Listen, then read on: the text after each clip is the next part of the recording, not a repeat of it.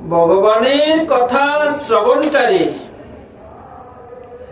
কিংবা যে ভগবত কথা শ্রবণ করবে এই প্রকারও যার মনে বাসনা জন্মে সে ক্ষণকালে চিরতরের তার যে ভগবত বিমুখতা সেই ভগবত বিমুখতা থেকে ভগবত উন্মুখতা লাভ হয়।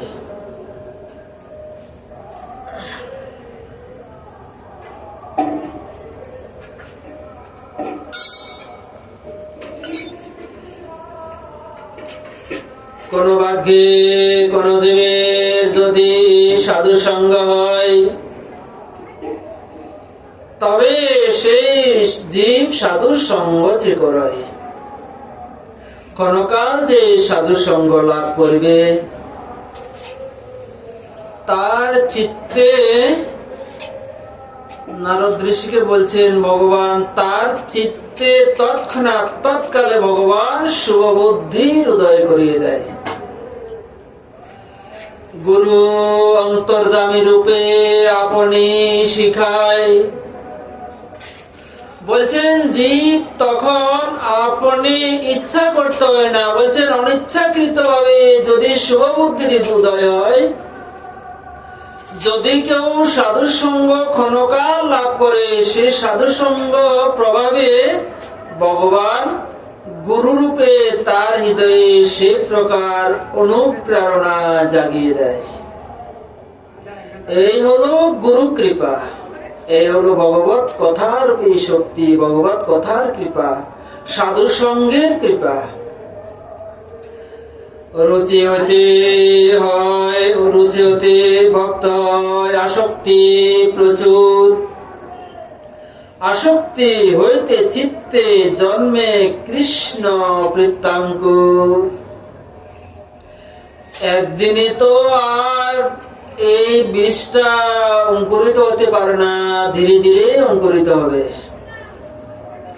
এই যে ভগবানের কথা আমরা শ্রবণ করলাম বা শ্রবণ করছি,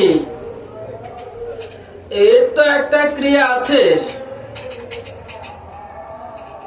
যখন বীজটা রোপণ করা হয় তখন অঙ্কুরিত হবে, এটা যেমন ধ্রুব সত্য কথা, তেমনি ভগবানের কথা শ্রবণ করার সাথে সাথে এক প্রকার বীজ রোপণ করা হলো।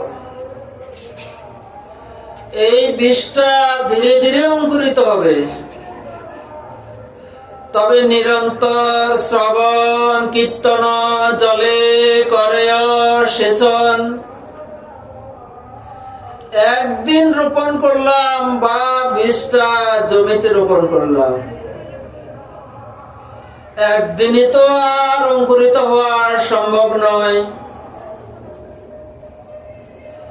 এই বীজটাকে নানাবিধ ভাবে যত্ন সহকারে জল আদি সেচন করতে হবে,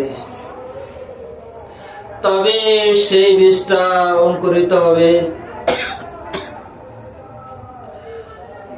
এই জন্য বলছেন চৈতন্য চরিতামৃতে শ্রবণ কীর্তন জলে করে সেচন। এই শ্রবণ কীর্তন রূপী জলের দ্বারা ধীরে ধীরে সেচনের দ্বারা আর যে বীজটা রোপণ করা হলো তখন ধীরে ধীরে অঙ্কুরিত হবে। আমাদের আচার্য পাদগণ মহাজনগণ একটা সুন্দর দৃষ্টান্ত দিয়েছেন। বলছেন দেখুন, চৈত্র মাসে কিংবা ফাল্গুন মাসে কিংবা চৈত্র মাসে আমের মুকুল হয়, সেই আমটা ধীরে ধীরে অঙ্কুর হয় কিংবা ধীরে ধীরে ফলে পরিণত হয়, সবুজ হয়, বড় হয়, ধীরে ধীরে একদিন আমটা বৈশাখ জ্যৈষ্ঠ মাসে পূর্ণ রসে পরিপূর্ণতা প্রাপ্ত করে। সেই প্রকার সাধন ভজনের স্তর এবং ক্রম এই প্রকার। আজ যে আমি বীজটা রোপণ করলাম, আজ সেই বীজটাকে অঙ্কুরিত করার জন্য আমাকে সময় দিতে হবে। সেই আমের মুকুলটা যেমন 4 মাস সময় নিল, তারপর সে পূর্ণ রসে রসায়িত হলো। এই প্রকার ভক্তি সাধনকারী বা ভক্ত, ভগবত ভক্ত অনুশীলনকারী যেই কোনো একটি সাধন, নববিধা ভক্তির কথা শাস্ত্রে বলা আছে। কারো কীর্তনে রুচি, কারো পরিক্রমাদিতে রুচি, কারো রন্ধনে রুচি, কারো হরিনামে রুচি, কেউ কেউ দর্শনাদিতে রুচি, কেউ কেউ ভাগবত কথা, ভাগবত গ্রন্থ আদি পঠন পূজনে রুচি। এই প্রকার যদি কেউ সাধনাঙ্গকে যাজন করে, এক অঙ্গ সাধে কিবা সাধে বহু অঙ্গ, এক অঙ্গ সাধিতে বাড়ে প্রেমের তরঙ্গ। বলছেন এই যে নববিধা ভক্তির কথা বলা আছে,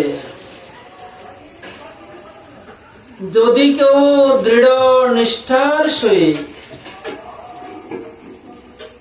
বেশি অঙ্গ নয়, যদি একটা অঙ্গকেও যদি নিয়ম পূর্বক যাজন করে,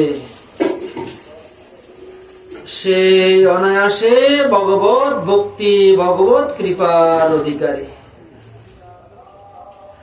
ভগবান কৃপা করার জন্য সর্বদা সর্বক্ষণ ভক্তের মুখপানে তাকিয়ে আছে। কিন্তু আমাদের যে নিয়ম নেই, নিষ্ঠা নেই, ভজনের তো নিয়ম তো একটা রাখা চাই, একটা অনুরাগ তো চাই। কোন একটা ভজনের অনুরাগ নেই। এরপর বলে এত দিন এত বছর নাম করলাম, কিছুই তো বুঝলাম না, মালা ক্ষয় হয়ে গেল। বলছে এক অঙ্গ সাধে কেউ সাধে বহু অঙ্গ, এক অঙ্গ সাধিতে সাধিতে বাড়েও প্রেমের তরঙ্গ। একটা অঙ্গ সাধনে সাধকের তখন চিত্ত মন সব আপ্লুত হয়ে যায়। এবং হরিকথার এই প্রকার মহিমা সংবীর্য কথা শক্তিদায়ক। সংবীর্য হৃৎকর্ণ রসায়ন কথা বলছেন, কেন হৃৎকর্ণ মনকে কেন আকর্ষণ করছে না? বলছেন মন চিত্তকে আকর্ষণ করে, এই কথা সত্য। ভগবানের কথা যে শ্রবণ করলে চিত্ত মনকে আকর্ষণ করে, এই কথাটা একান্ত সত্য কথা। তাহলে কেউ বলবে, তাহলে আমাদের চিত্ত মনকে কেন আকর্ষণ করে না? বলছেন আমাদের নিয়মের অভাব আছে, আমাদের মনোযোগের অভাব আছে, আমাদের নিষ্ঠার অভাব আছে। যদি ভগবানের কথা চিত্ত মনকে এই প্রকার আকর্ষণ করে, আমাদেরকে আকর্ষণ করে না, তাহলে বুঝতে হবে আমাদের কোথাও ভুল আছে। এর অর্থ এই নয় যে নামের শক্তি নেই, এর অর্থ এই নয় যে ভগবত কথার শক্তি নেই।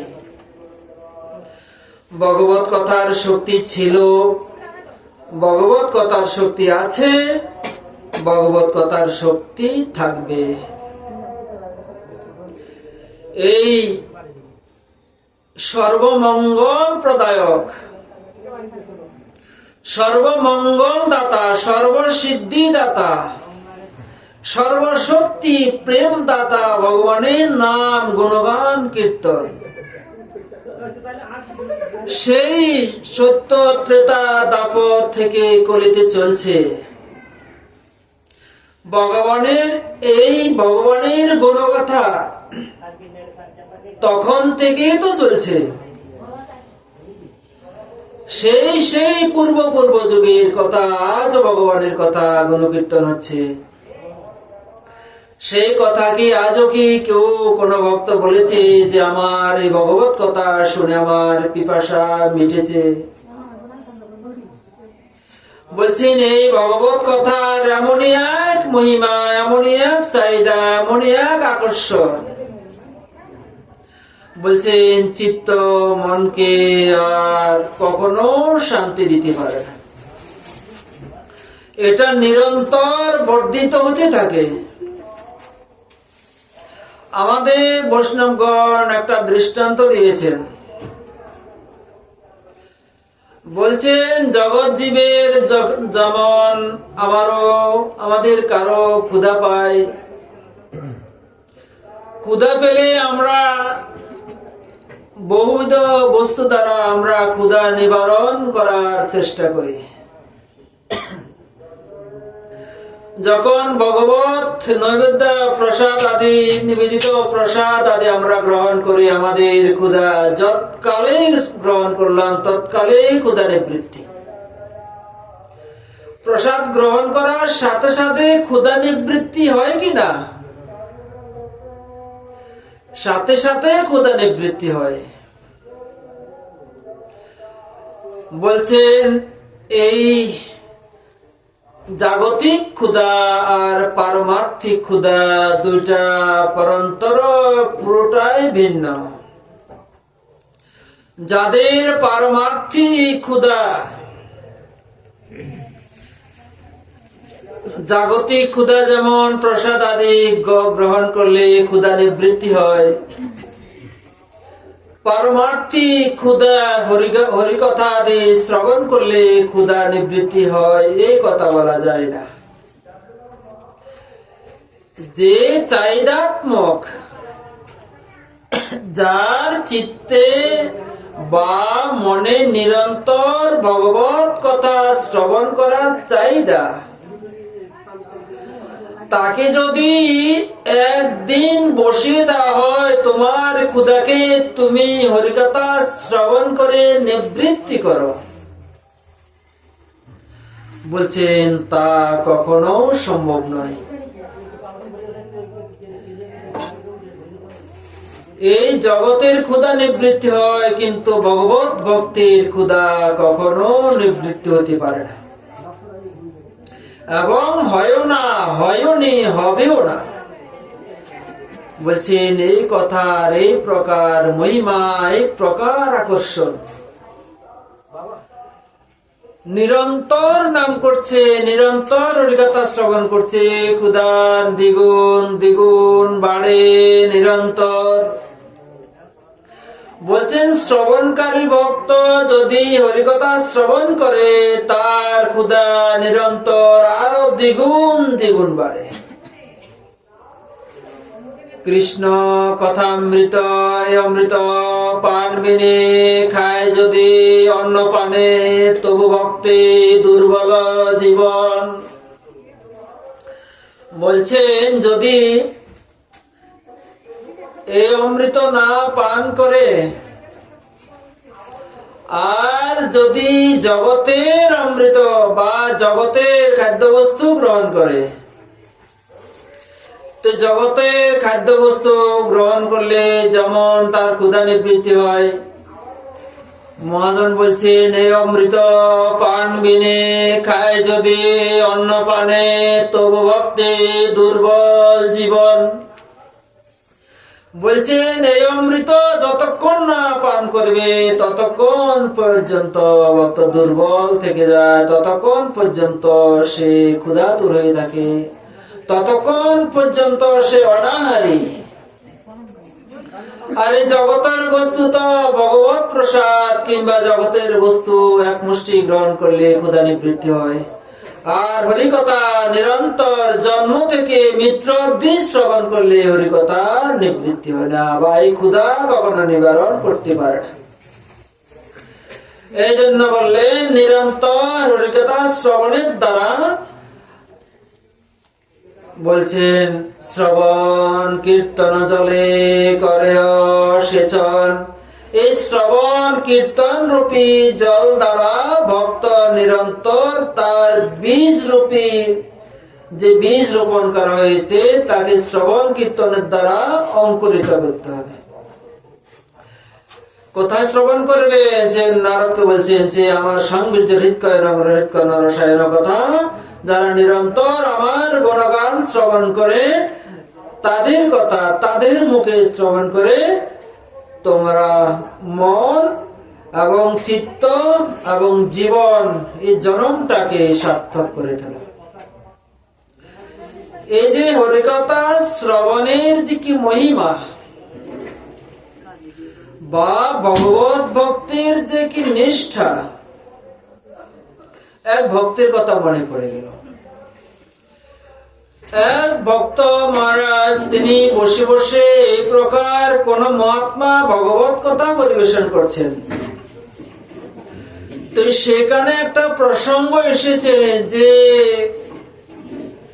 গঙ্গায় যদি কেউ অবগাহন করে সে বিষ্ণু লোক ভগবত লোক প্রাপ্তি হয়। তখন তার চিত্তে এক প্রকার সে গঙ্গা স্নান করবেন, আর গঙ্গা স্নান করে ভগবত ধাম প্রাপ্ত হবেন, এই প্রকার লালসা জন্মালো। যদি গঙ্গার স্নান করলে ভগবত প্রাপ্তি হয়, বিষ্ণু লোক প্রাপ্তি হয়, কিংবা বৈকুণ্ঠ লোক প্রাপ্তি হয়, তো এর চেয়ে আর সুবর্ণ সুযোগ কি হতে পারে? তখন সেই ভক্ত অনেকদিন অপেক্ষা করলো, যে সে জানে বিশ্বাস করলো যখন কোন মহাত্মার মুখে ভগবত কথা শ্রবণ করলো যে গঙ্গা স্নান করার সাথে সাথে সে বৈকুণ্ঠ লোক প্রাপ্ত হবে বা বৈকুণ্ঠ লোক প্রাপ্তি করা যায়। তখন তার সংসার আদি আছে, স্ত্রী পুত্র আদি আছে। একদিন সংসারে তার পরিবারের মধ্যে কথাটা আলোচনা করলেন যে আমি একদিন গঙ্গা স্নানে যাব, আর আমি যখন গঙ্গা স্নানে যাব সেই দিন আমি বৈকুণ্ঠ লোকে চলে যাব। আর এতদিন সন্তান আদিদের সকলকে এই সংসার যেটা বলা হয় গুছিয়ে দেওয়া বলা হয়, যাই হোক এই স্ত্রী পুত্র আদিদের গুছিয়ে দেওয়ার জন্য গঙ্গা স্নানে যায়নি। এবার সকলের থেকে বিদায় নিয়ে, সংসারের সকলের থেকে বিদায় নিয়ে আজ গঙ্গা স্নানে যাচ্ছে, আজ আমার বৈকুণ্ঠ যাওয়ার দিন। যেহেতু তিনি শুনেছেন গঙ্গা স্নান করলে বৈকুণ্ঠ লোক বিষ্ণু লোক প্রাপ্তি হয়, সেই প্রকার তিনি কোন কুণ্ঠিত না হয়ে আনকুণ্ঠিত হয়ে তিনি গঙ্গা স্নানের উদ্দেশ্যে রওনা দিলেন। আর সেই দিন তিনি গঙ্গা স্নানে গিয়ে গঙ্গায় গিয়ে গঙ্গা অবগাহন করলেন। গঙ্গা অবগাহন করে দেখলেন সে ডুব দিয়ে উঠলেন, তিনি যেমনটাই ছিলেন তেমনটি ছিলেন। তখন মনে মনে ভাবলেন যে ভগবানের কথা তো কখনো এই প্রকার মিথ্যা হতে পারে না, আর যে শাস্ত্রের বাণী তাও মিথ্যা নয়। আর যিনি বক্তা ছিলেন তিনি পণ্ডিত প্রবর বিজ্ঞজন ভগবত ভক্ত, তিনিও মিথ্যা বলেননি।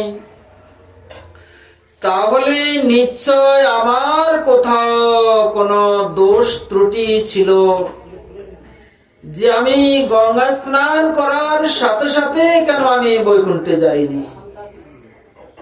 এই প্রকার মনে সংকল্প বিকল্প করছে। তখন মনে মনে ভাবলেন কি করা যায়।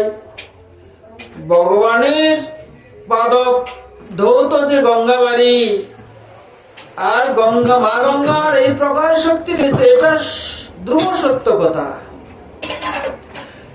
শাস্ত্রের বাণী সত্য কথা। আর মহাত্মার বাণীও সত্য কথা, তাহলে আমার ভুলটা কোথায়? এবার আমাকে তাই অনুসন্ধান করতে হবে। দ্রৈবক্রমে ভগবত ইচ্ছায় নারদ ঋষি ভগবান নারায়ণের নাম করতে করতে গঙ্গার ধার দিয়ে যাচ্ছে। ঋষিবর, আপনাকে দেখে তো নারদ ঋষির মতোই মনে হচ্ছে। এই প্রকার তো নারদ ঋষি সর্বক্ষণ নারায়ণ নারায়ণ নাম জপ করেন।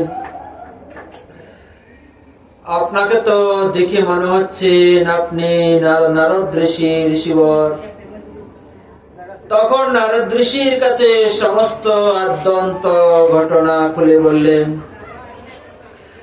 নারদ ঋষি বললেন, তো গঙ্গার মহিমা তো সত্য,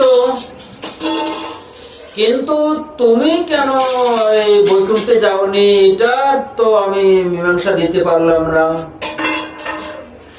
তবে আমি তোমাকে একটা উপদেশ দিতে পারি।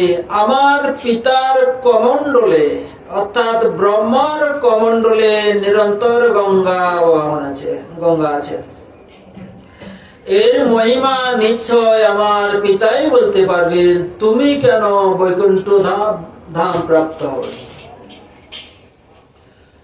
তখন নারদ ঋষি আর সে ভক্ত প্রবর সব পৌঁছে গেলেন ব্রহ্মলোক। ব্রহ্মলোক গিয়ে সমস্ত ঘটনা বললেন। ব্রহ্মা শুনে বললেন, গঙ্গা তো সর্বক্ষণ আমার কমণ্ডলে থাকে, তার ধ্রুব সত্য কথা, কিন্তু এই ভক্ত প্রবর কেন বাহন করে বৈকুণ্ঠ ধাম প্রাপ্ত হয়নি, এর মীমাংসা তো আমি দিতে পারবো না। গঙ্গার মহিমা তো কম নয়, তাহলে যিনি গঙ্গাকে ধারণ করে আছেন, মস্তকে ধারণ করে আছেন, তার কাছে চলো। ভক্তপ্রবর, নারদ ঋষি, ব্রহ্মা তিনজনে চললেন শিবলোকে। মর্ত থেকে ব্রহ্মলোক, ব্রহ্ম থেকে শিবলোক গেলেন তিনজন, ভক্তপ্রবর, নারদ ঋষি আর ব্রহ্মা। শিবলোক গিয়ে শিবের কাছে জ্ঞাপন করলেন, আপনি তো নিরন্তর গঙ্গাকে জটায় ধারণ করে রাখেন, তাহলে এই ভক্ত প্রবর তিনি কেন গঙ্গা স্নানের সাথে সাথে বৈকুণ্ঠ ধাম প্রাপ্ত হননি? গঙ্গার মহিমাতে তো বলা আছে। শিব বললেন, আমি গঙ্গাকে নিরন্তর ধারণ করি থাকি বটে, কিন্তু এই তো জটিল সমস্যা। গঙ্গার যে প্রকার মহিমা বলা আছে, এই ভক্ত প্রবর বৈকুণ্ঠ ধাম চলে যাওয়ার কথা ছিল, কিন্তু কি কারণে যায়নি, এর মীমাংসা তো আমি দিতে পারছি না। তাহলে চলো, যার পাদপদ্ম থেকে গঙ্গার উৎপত্তি, তার কাছে চলো। এবার ভক্ত প্রবর, ব্রহ্মা, নারদ, শিব চারজনে বিষ্ণু লোকে গিয়ে উপস্থিত। ভগবান বিষ্ণুর কাছে নিবেদন করলেন, বলছেন, এই ভক্ত প্রবর গঙ্গা স্নানের পরে গঙ্গার মহিমা শ্রবণ করে তিনি গঙ্গায় অবগাহন করেছিলেন, তিনি কেন বৈকুণ্ঠ ধাম প্রাপ্ত হননি? তখন ভগবান সকলের উদ্দেশ্যে বলছেন, আগে এই ভক্ত প্রবরকে সিংহাসনে বসাও। তার অটলা ভক্তির কারণে, অচলা ভক্তির কারণে সেই নারদ সহ ব্রহ্মলোক, ব্রহ্মলোক থেকে শিবলোক, শিবলোক থেকে সশরীরে বিষ্ণুলোক এসে গেল। তার আর কি পাওয়ার থাকতে পারে? অতএব এই নিষ্ঠা এবং দৃঢ় ভক্তির সহিত সশরীরে ব্রহ্মলোক গেল, শিবলোক গেল, বিষ্ণুলোক সাক্ষাৎ, বৈকুণ্ঠ লোক, বৈকুণ্ঠেশ্বর বিষ্ণুলোকে সাক্ষাৎ ভগবানের দর্শন। এর চেয়ে তোমরা আর কি মহিমা চাও? নিতাই গৌর সীতানাথ প্রেমানন্দে হরি হরি বল। এর চেয়ে আর কি মহিমা দরকার? সাক্ষাৎ যে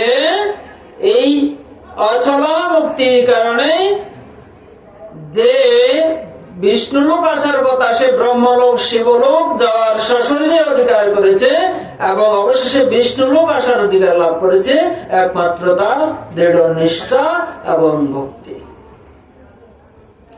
এই প্রকার ভগবত কথা শ্রবণের সাথে সাথে এই প্রকার চিত্তে বলছেন, যার কথা শ্রবণ করলে, যার নাম শ্রবণে সংসার বন্ধন ঘুচে, যার নাম শ্রবণ করলে সংসার বন্ধন ঘুচে যাবে, এটা তো সামান্য ছোট। সংসার বন্ধন ঘুচে যাওয়ার জন্য তো তার নাম গুণগান নয়, তার নাম গুণগান হলো তাকে প্রাপ্ত করা, তার কথাকে প্রাপ্ত করা, তার প্রিয় ভক্ত সঙ্গ লাভ করা। তার কথা শ্রবণ করে সংসার বন্ধন ছুটে যাবে, বলছেন এটা প্রাসঙ্গিক। সংসার বন্ধন পাপ থেকে মোচন এর জন্য আলাদা করে সাধনের প্রয়োজন নেই, বলছেন এটা আভাসে চলে যায়। যেমন সূর্য আভাসে যেমন অন্ধকার চলে যায়, আর যখন সূর্য উদিত হয় তখন বস্তুকে প্রকাশ করে। সূর্য উদয়টা অন্ধকার দূর করার জন্য নয়, সূর্য উদয়টা হচ্ছে বস্তুকে প্রকাশ করার জন্য। সূর্য উদয়ে অন্ধকার আপনা আপনি চলে যাবে, তেমনি ভগবানের গুণগাথা শ্রবণ কীর্তন তার প্রভাবে ভগবত ভক্তি, তার চরণে ভক্তি লাভ করা, সংসার বন্ধন অপরাধ কিংবা পাপ এটা আভাসে চলে যায়, যাহাকে বলা হয় নামাভাসে মুক্তি। অতএব হে নারদ, তুমি বিনা যন্ত্র সহকারে, বিনা সহকারে কীর্তন করে জগৎ জীবের কাছে জানিয়ে দাও, হে প্রিয় ভক্তগণ, তোমরা নিরন্তর ভগবত ভক্ত, আমার প্রভুর গুণগানকারী ভক্তগণের মুখে নিরন্তর হরিকথা শ্রবণ করে তোমরাও সেই প্রকার প্রেম ভক্তি লাভের অধিকারী হবে, তোমরাও প্রেম ভক্তি লাভ করবে। সংবীর্য হৃৎকর্ণ রসায়ন কথা আদৌ শ্রদ্ধা তত সাধু সঙ্গত ভজন ক্রিয়া তত অনর্থ নিবৃত্তি সত্তত নিষ্ঠা রসিস্তত। এই ক্রমগুলি ধীরে ধীরে লাভ হবে। শ্রদ্ধা হবে, রতি হবে, ভক্তি হবে, এগুলি ক্রমে ক্রমে পায় জীব ভব সিন্ধুকুল। এই সাধন ভক্তিটাও সে প্রকার জীব ক্রমে ক্রমে লাভ করবে। এক জন্ম কেন, বলছেন এই প্রকার কত জন্ম চলে যাবে, কত জন্ম এই প্রকার বিদ হয়ে গেছে, চলে গেছে। আবার এই প্রকার কত কত জন্ম লাভ করতে হবে। বলছেন এই জন্মেই তো ভগবত ভজন করে নিতে হবে। আরে পরবর্তী জন্মে ভজন করব কি, ভগবত ভজন যোগ্য দেহ পাবো কি করব, কোথায় গিয়ে কর্মফলের কারণে গতানুগতি, পুনরপি জনম পুনরপি মরণ, পুনরপি জননী জঠরে শয়ন, কত কত জন্ম এই প্রকার আমাদের গত হয়ে গেছে। একটা দুটা যুগ, এই অষ্টবিংশতি চতুর্যুগ চলছে। সত্য, ত্রেতা, দাপর, কলি, এই প্রকার অষ্টবিংশতি চতুর্যুগের দাপরের শেষে শ্রীকৃষ্ণ চৈতন্য মহাপ্রভু আসেন। এটা শাস্ত্রে প্রমাণ দেয় এবং দৃষ্টান্ত আছে। এই শ্রীকৃষ্ণ চৈতন্য মহাপ্রভু নিতাই চাঁদের অবতারে এই প্রকার কলির জীবের যে সাধন, সহজ সরল সাধন, একমাত্র হরিনাম যজ্ঞই সাধন। নাম বিনা কলিকালে আর নাই ধর্ম। এখানে প্রসঙ্গ দাঁড়ায় কিংবা প্রশ্ন থেকে যায়, যদি নামই সাধন হলো তাহলে আর আর ভজনাঙ্গগুলি কিংবা ভগবত পূজা আদি, বলছি এগুলি নামের মধ্যে, ভগবত সেবা আদি এগুলি নামের মধ্যে হয়, নামের মধ্যে গণনা।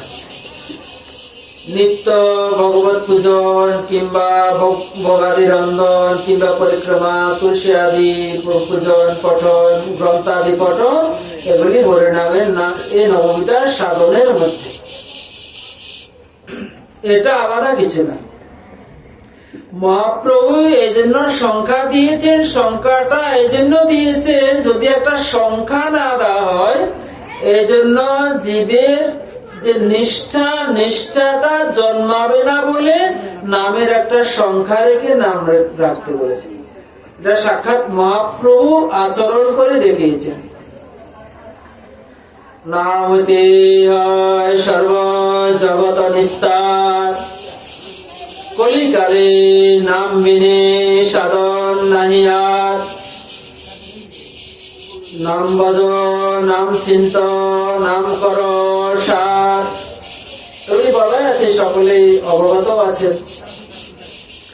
এই জন্য সর্বসাধন শ্রেষ্ঠ নামযজ্ঞ সার। এই নাম যজ্ঞের মধ্যে অন্যান্য ভজনাঙ্গ গুলিও নামের মধ্যে। এর অর্থ এই নয় যে পূজা পাঠ বন্ধ করে দিয়ে, ঠাকুর সাহেব বন্ধ করে দিয়ে এদের শুধু নাম করবেন, এই নামের মধ্যে এগুলি ভজনাঙ্গ গুলি পড়ে। এতে নিরন্তর বলা হয়েছে, নিরন্তর ভগবানের রন্ধন করতে করতে, ভগবানের গুণগান চিন্তন, মহাজনের পদ পদাবলী কীর্তন করতে করতে, ভগবানের রন্ধন করতে করতে, ভগবানের সেবা করতে করতে নিরন্তর ভজন চলছে। সাধক যদি ভজন করবে মনে করে যে সর্বক্ষণ মালা নিয়ে বসে থাকতে হবে, সর্বক্ষণ গ্রন্থ নিয়ে বসে থাকতে হবে, এমন কিছু নয়। যদি পদ পদাবলী নাম মনে থাকে নিরন্তর, এখন পাঠ আদি শ্রবণ করার, এখন যে আধুনিক যুগের মোবাইল, এর মধ্যেও আপনি নিরন্তর ভগবত কথা আদি শ্রবণ করতে পারেন, কিংবা মহাজনের পদ পদাবলী কীর্তন করতে পারেন, কিংবা হরিনাম স্মরণ করতে পারেন। যদি কারো ভগবানের কোন একটা অঙ্গলীলা স্মরণাঙ্গ যদি থাকে, বলছে নিরন্তর ওই অঙ্গটা যদি প্রতিদিন যাজন করা হয়, তখন একটা ধ্রুবানো স্মৃতি হৃদয়ে জাগ্রত হয়।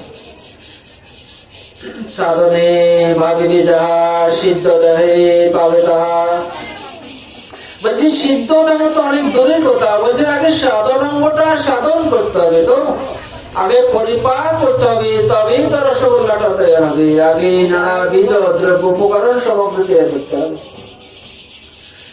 এই নিরন্তর সাধনকে, মনকে নিরন্তর ভগবানের কথাতে লাগিয়ে রাখার জন্য, এই জন্য নিরন্তর ভগবানের কথা শ্রবণ, চিন্তন, মনন, কীর্তন, পরিক্রমা, বন্দন, যার যে অঙ্গে রুচি, যেই গুরু পরম্পরায় যে ইষ্টমন্ত্র আদি পেয়েছে, সেই অঙ্গকে নিরন্তর জপ করা কিংবা পালন করা।